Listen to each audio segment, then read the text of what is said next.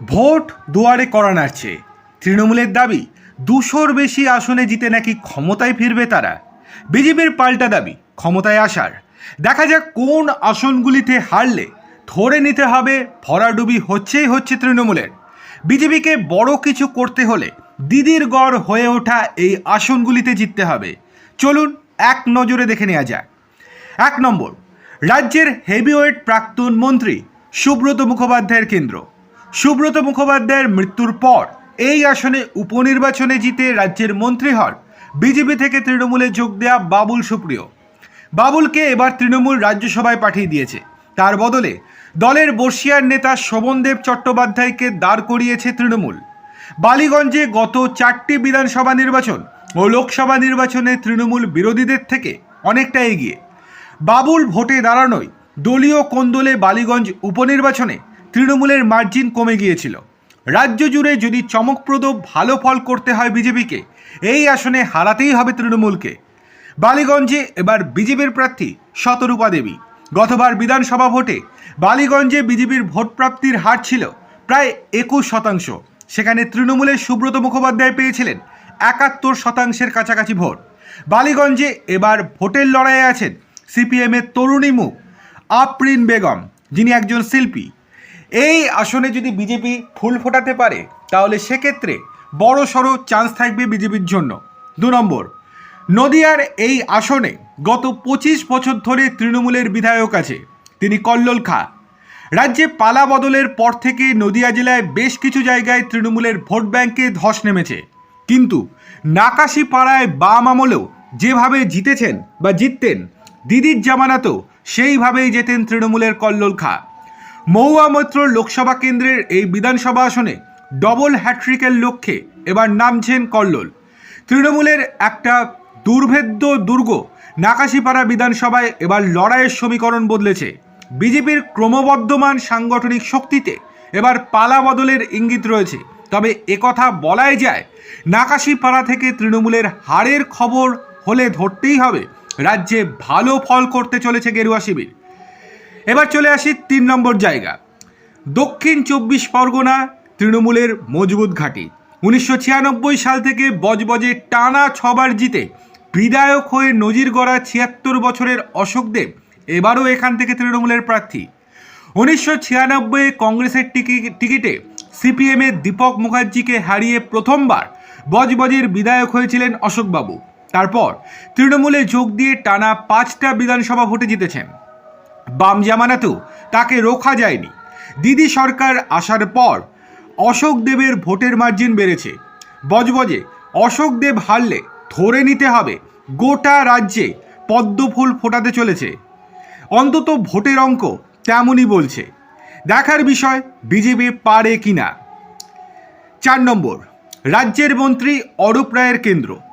এই আসনে গত 5টি বিধানসভা ভোটের মধ্যেই 4 বারই জিতেছে তৃণমূল। শুধু 2006 বিধানসভা নির্বাচনে হাওড়ার মধ্যে জিতেছিলেন সিপিএমের প্রার্থী। এবার হাওড়া মধ্য আসনে টানা 4 বার বিধায়ক হওয়ার লড়াই অরূপ রায়ের। মূল প্রতিপক্ষ বিজেপির বিপ্লব মণ্ডল। এই আসনে বিজেপি জিতলে রাজ্য জুড়ে যে গেরুয়া বিপ্লব হতে চলেছে তা নিয়ে অনেকটাই নিশ্চিত বিশ্লেষকেরা। 5 নম্বর, বেহালার এই আসনটি একেবারে তৃণমূলগড়। 25 বছর ধরে এখানে তৃণমূলের বিধায়ক। সেটা আলাদা কথা যে গত 3 বছর ধরে এখানকার হেভিওয়েট মন্ত্রী বিধায়ক পার্থ চট্টোপাধ্যায় দুর্নীতি মামলায় জেলে গিয়েছিলেন। এবার আর পার্থকে টিকিট দেয়নি তৃণমূল। তার পরিবর্তে এবার বেহালা পশ্চিমে তৃণমূলের প্রার্থী রত্না চট্টোপাধ্যায়, যিনি গতবার বেহালা পূর্ব থেকে জিতে প্রথমবার বিধায়ক হয়েছিলেন। রত্না আবার কলকাতার প্রাক্তন মেয়র শোভন চ্যাটার্জির প্রাক্তন স্ত্রী। পাশাপাশি বেহালা পশ্চিমের 131 নম্বর ওয়ার্ডের কাউন্সিলরও তিনি। বিজেপি এখানে প্রার্থী করেছে ডক্টর ইন্দ্রনীল খাঁকে। সিপিএম দাঁড় করিয়েছে দলের প্রাক্তন কাউন্সিলর নিহার ভক্তকে। একটা কথা পরিষ্কার, বেহালা পশ্চিমে তৃণমূলের হার মানে বঙ্গে দিদির বড় চাপ।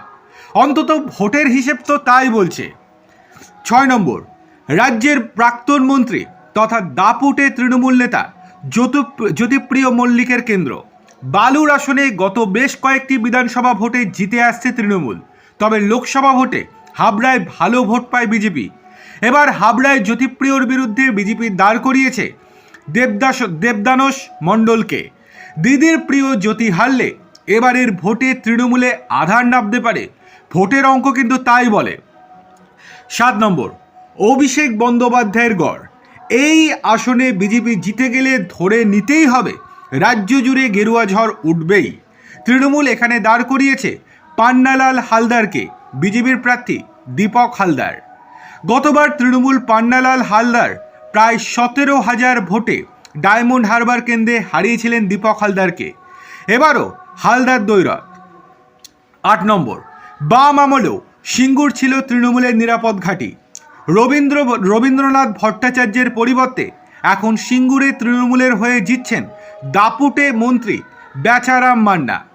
টাটা চলে যাওয়া এবং দিদির আন্দোলনের প্রতীক সিঙ্গুরে তৃণমূল হারলে রাজ্য জুড়ে পালা বদলের হাওয়া যে প্রবল তা ধরে নিতেই হবে। 2019 লোকসভা ভোটে হুগলি লোকসভায় জেতা বিজেপির লকেট চট্টোপাধ্যায় সিঙ্গুর থেকে ভালো লিড পেয়েছিলেন। 6 বছর পর সিঙ্গুরে তেমন ভালো ফল কি হবে বিজেপির, সেই দিকেই এখন তাকিয়ে গোটা বঙ্গ রাজনীতি। নাম্বার 9, একেবারে তৃণমূলের ঘাঁটি। গত 5টি বিধানসভা ভোটে জিতেছে জোড়াফুল। নৈহাটি বিধানসভা থেকে বারংবার জিতেই ব্যারাকপুর লোকসভায় টিকিট পেয়ে সাংসদ হন তৃণমূলের পার্থ ভৌমিক। পার্থর নৈহাটিতে এখন তৃণমূলের বিধায়ক সনদ দে, তিনি আবার তৃণমূলেরই প্রার্থী। বিজেপির রূপক মিত্র যদি নৈহাটিতে জিতে যেতে পারেন তাহলে ধরে নিতে হবে রাজ্য জুড়ে তৃণমূলের পরাস্ত হওয়ার খবর আসবেই আসবে। নাম্বার 10, ভবানীপুর। একেবারে প্রতীকী, মমতা বনাম শুভেন্দু, মুখ্যমন্ত্রী বনাম বিরোধী দলনেতা, একেবারে সম্মুখ সমরে। গতবার নন্দীগ্রামে হারলেও রাজ্য জুড়ে 213টি আসন জিতে ক্ষমতায় ফিরেছিলেন মমতা বন্দ্যোপাধ্যায়। কিন্তু এবার নিজের গড় ভবানীপুরে হারলে মমতা রাজ্যে ক্ষমতায় ফিরবেন এমন গ্যারান্টি কি দেওয়া যায়? ভোট বিশেষজ্ঞরা হিসেব কষে কি বলেন জানা নেই, কিন্তু ভবানীপুরে মমতার হার রাজ্যে তৃণমূল জামানার পতনের ইঙ্গিত হতে পারে, সেটা তৃণমূল নিশ্চিতভাবে জানে।